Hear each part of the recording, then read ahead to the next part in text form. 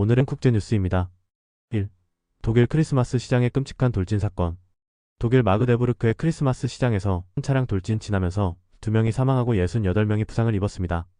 범인은 50세의 사우디아라비아 반이슬람 활동가로 밝혀졌습니다. 그는 독일에서 난민 지위를 얻었고 의사이자 심리치료사로 일했습니다.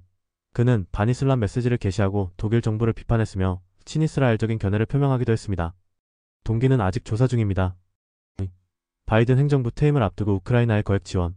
바이든 행정부가 퇴임을 한 달 앞두고 우크라이나에 어마어마한 돈을 쏟아부을 준비를 하고 있다는 소식입니다. 무려 12억 달러라네요. 이번 지원에는 미사일과 드론을 막을 방공망 시스템과 포탄 등이 포함될 거라고 하는데요. 문제는 이 지원이 당장 이루어지는 것이 아니라 방위산업체를 통해 무기를 조달하는 방식이라 실제로 우크라이나에 전달되려면 몇 달에서 심지어 몇 년까지 걸릴 수 있다는 겁니다. 러시아의 우크라이나 침공 이후 미국은 이미 엄청난 액수의 지원을 해왔는데요. 이번 지원을 마지막으로 더 이상의 지원은 없을 거라는 이야기도 들립니다. 트럼프 당선인이 우크라이나 지원에 대해 부정적인 입장을 보였던 것을 생각하면 앞으로 상황이 어떻게 될지 정말 궁금해지네요. 3.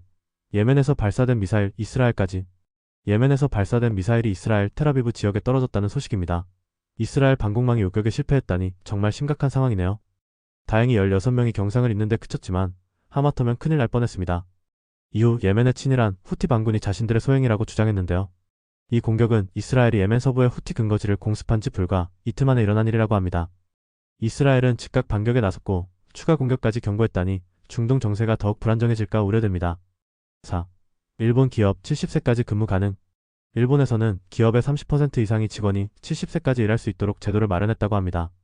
정년이 60세인 일본에서 계속 일하고 싶어하는 사람들을 위해 65세까지 고용하도록 의무화한 것에서 더 나아가 이제는 70세까지도 일할 수 있게 된 것이죠.